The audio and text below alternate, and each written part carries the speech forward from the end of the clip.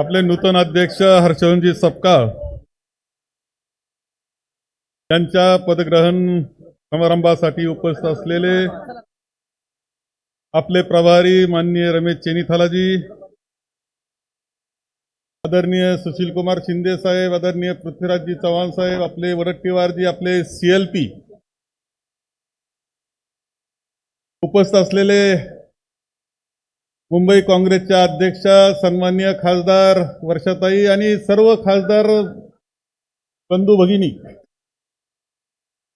सर्व आमदार, सर्व आपले प्रभारी, सर्व बंधू आणि भगिनी,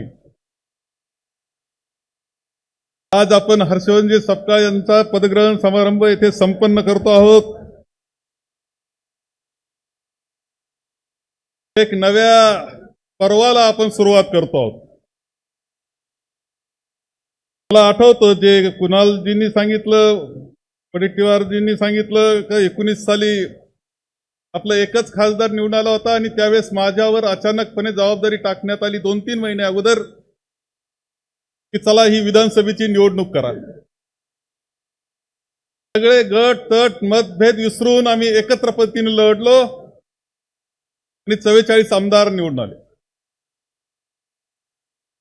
माझ्यावर जबाबदारी अध्यक्षपदाची होती, मी CLP होतो, मी महसूल मंत्री होतो आणि म्हणून अध्यक्षपदाची जबाबदारी पुन्हा माननीय नानाभाऊ पटोले यांच्यावर टाकण्यात आली। त्यांच्या नेतृत्वाखाली आपण निवडणूक लढवली। लोकसभेची निवडणूक खूपच चांगली झाली, इतकी चांगली झाली की आम्ही तर असं समजलं की आता मुख्यमंत्री आपलाच। काय झालं, कसं झालं, कारण मीमांसा करण्याची ही वेळ नाही, करावे लागेल। दोष आपल्याला दुरुस्त करावे लागतील आणि पुन्हा एकदा जोमानं काँग्रेस उभी करण्याची जबाबदारी आपल्या सगळ्यांना घ्यावी लागणार आहे। इथे आपण सर्वजण समान आहोत हे पहिले लक्षात ठेवा। नेता असेल नाही तर कार्यकर्ता, काँग्रेसमध्ये सर्व समान, एकत्र पद्धतीनं काम करायचं, जात धर्म पंथ काही नाही, सगळे एकत्र, ते आपलं तत्वज्ञान आहे। हर्षवर्धनजींचं स्वागत करत असताना मी आपल्या सगळ्यांना सांगेल, इथे नसीमभाईंनी सांगितलं अमीन भाऊ तुम्हाला नाही मिळालं भाषण करायला, तर सगळेच हर्षवर्धनजी सपकाळ यांना मी अनेक वर्षापासून ओळखतो। 1992 साली माननीय सुधाकरराव नाईक साहेबांच्या नेतृत्वाखाली ज्यावेळेस जिल्हा परिषदेच्या निवडणुका झाल्या त्यावेळेस ते तरुण अध्यक्ष झाले होते, म्हणजे आजही तरुण आहेत अशा हर्षवर्धनजी सपकाळ एक यशस्वी जिल्हा परिषदचे अध्यक्ष म्हणून राहिलेले आहेत। मला सांगतो, सतत लोकांमध्ये राहणारा, लोकांसाठी काम करणारा। तुम्हाला अंदाज नसेल कदाचित, तुम्ही आदिवासी सातपुडा पर्वतात तिकडे जर फिरले तर आदिवासी घावा गोळा होतात। काय घोषणा ती म्हणून दाखवा नंतर एकदा।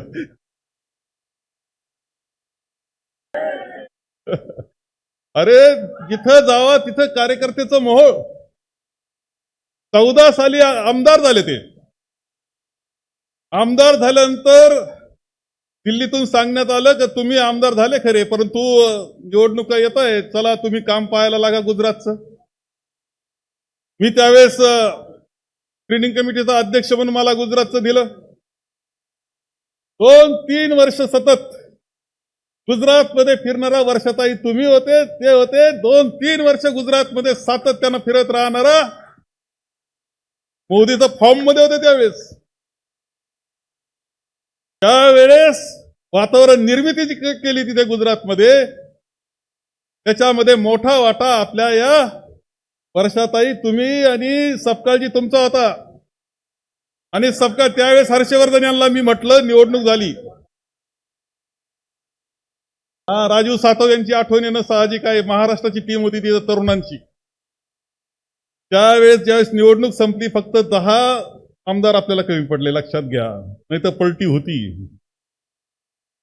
10 आमदार फक्त आम्हाला मिळू शकले नाही, पण मेहनत इतकी केली होती, त्याच्यामध्ये मोठा वाटा या आपल्या तरुण मंडळीचा होता हे आम्हाला सांगितलं पाहिजे.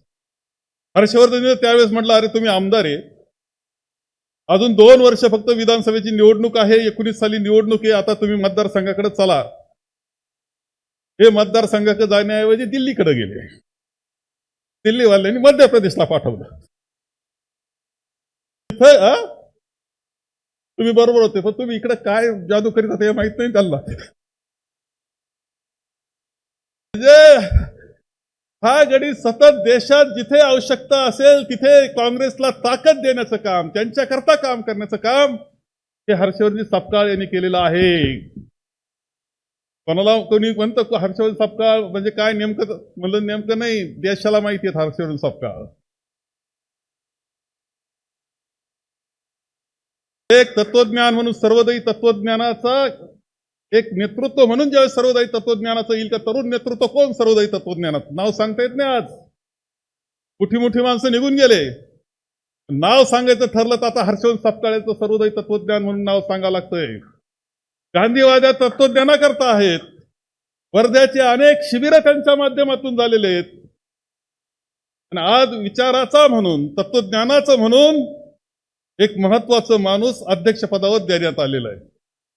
आज खरी गरज काय आहे? गरज आपल्या सगळ्यांची ही आहे की खरं म्हणजे काँग्रेस मागे राहिली, काँग्रेसला अपयश आलं. अपयश काँग्रेसला आलेलं नाही, काँग्रेसच्या नेतृत्वाला आलं नाही.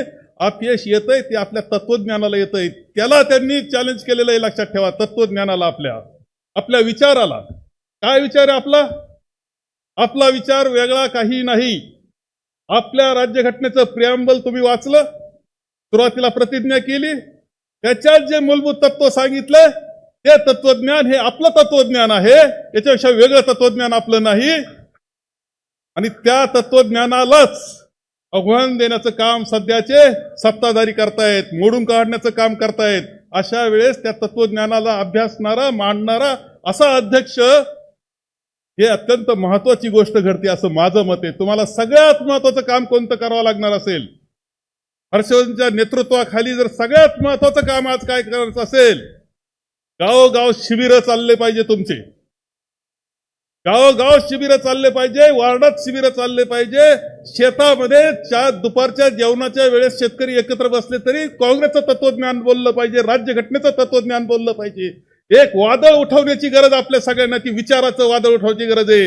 आणि ते काम सगळ्यात महत्वाचं आहे. तिथं आपण कमी पडलो म्हणून आपल्याला हे दिवस पाहायला मिळतात. हे लक्षात ठेवा. तुम्ही सगळे लक्षात ठेवलं पाहिजे. आपण कोण चुकतं हे लक्षात ठेवलं पाहिजे. ते दोष दूर करण्याची जबाबदारी सत्ता आल्या आम्हाला, मंत्री आम्ही होतो, परंतु आम्ही त्यावेळेस शिबिरं घ्यायला पाहिजे होते. आम्ही त्यावेळेस शिबिरं घेऊन तत्वज्ञानाचं आणि युवकांमध्ये ते तत्वज्ञान पोहोचवण्याचं काम करू शकलो नाही. सोशल मीडियानं मात्र आपलं वेगळं काम केलं आणि आपल्याला वेगळ्या दिशेनं सगळ्या युवक भरकटलेला आपल्याला दिसतोय. त्याला पुन्हा जागेवर आणण्याचं आणि लोकशाहीच्या दिशेनं नेण्याचं काम तुम्हाला करावं लागणार आहे. आणि हे काम बाकी राजकारण करावंच लागेल, ते चुकत नाही. स्थानिक स्वराज्य संस्थांच्या निवडणूक आहे, परंतु सगळ्यात महत्वाचं काम तुम्हाला करावं लागेल का शिबिरं आणि तत्वज्ञानाचं. मी आपल्याला या निमित्तानं आता एकच गोष्ट सांगतो. उद्या आपण छत्रपती शिवाजी महाराजांची जयंती साजरी करतो. छत्रपती शिवाजी महाराजांचा विचार, शाहू महाराजांचा विचार, महात्मा फुलेंचा विचार, डॉक्टर बाबासाहेब आंबेडकर भारतरत्न यांचा विचार, हे आपला विचार आपण म्हणतो. शिवाजी महाराजांचा विचार ज्यावेळेस आपल्याला उद्या जयंतीच्या रूपानं ज्यावेळेस जाणार आहे, देशात राज्यभर साजरी होणार आहे, त्यावेळेस प्रश्न पडला पाहिजे की हा कोण सोलापूरकरवाला? सोलापूरला बदनाम केलं त्यांनी. शिवाजी महाराजांच्या कर्तृत्वावर जो आक्षेप, कोणत्या विचाराचा विचार करा ते लोकांना सांगितलं पाहिजे. छत्रपती शिवाजी महाराजांचा पुतळा कोसळून पडतो, कोट्यवधी रुपये खर्च करून उभा केलेला पुतळा कोसळून पडतो. अरे हे कोण स्थापन करणारे? काय त्यांची भावना, काय श्रद्धा कुठं होती त्यांची, हे लोकांना सांगितलं पाहिजे. ते कोण आहेत हे सांगितलं पाहिजे. कोण तत्कालीन राज्यपाल शिवाजी महाराजांची अवहेलना करतो हे लोकांना सांगितलं पाहिजे. ते आता शिवाजी महाराजांचं नाव घेतायत, सत्तेवर जाण्याकरता घेतायत, हे लक्षात ठेवा. छत्रपती शिवाजी महाराज असतील, भारतरत्न डॉक्टर बाबासाहेब आंबेडकर असतील, शाहू महाराज असतील, महात्मा फुले असतील, हा विचार आपला विचार आहे. ते मात्र दिशाभूल करून युवकांची दिशाभूल करण्याचं काम करतायत, जनतेची दिशाभूल करण्याचं काम करतायत. आपल्याला सांगितलं पाहिजे यांचा विचार हा खरा विचार नाही, देशहिताचा विचार नाही. हे सांगण्याची जबाबदारी आपण सगळ्यांनी घेतली पाहिजे असं मला वाटतं. आपण निश्चितपणे हर्षवर्धनच्या नेतृत्वाखाली, हर्षवर्धन सपकाळांच्या नेतृत्वाखाली पुन्हा एकदा नव्यानं काँग्रेस बांधूया, नव्यानं काँग्रेस बांधूया. झालं असेल, जागा झाल्या असतील, युवकांच्या माध्यमातून त्या जागा भरून काढून नव्या ताकदीचा युवक निर्माण करू, त्यामधून नेतृत्व निर्माण करू. अमितजी, तुम्ही जरा फिरावं लागेल बरं का. वडेट्टीवारजी, तुम्ही, सपकाळजी, तुम्ही जरा 2-4 फिरायला लागले ना जरा, अरे बदलाल रे तुम्ही सगळं. राज्य नाही, देशाला बदलवण्याची ताकद तुमच्यामध्ये आहे, लक्षात ठेवा. वातावरण बदलण्याची ताकद तुमच्यात आहे. आज जे लोक म्हणतात ना, एकच माणूस लढतोय सध्या, तेव्हा म्हणताय, खरं सांगतो तुम्हाला, जगात म्हणतायत की एकच माणूस भारताच्या राज्यघटनेकरता, लोकशाही करता लढतं, ते म्हणजे राहुलजी. असं म्हणतं बरं का, जग म्हणतंय आज. हे खरं नाही. आपल्याला उभी करावं लागेल, अशी काँग्रेस उभी करावं लागेल त्यांच्या पाठीशी, की ही लोकशाही आणि राज्यघटना वाचवण्याचं काम हे आपल्याला करायचंय. आणि महाराष्ट्रातून ही ताकद आपण सपकाळांच्या नेतृत्वाखाली देऊया. त्यांना शुभेच्छा देतो आणि माझे 2 शब्द संपवतो. एबीपी माझा, उघडा डोळे बघा नीट.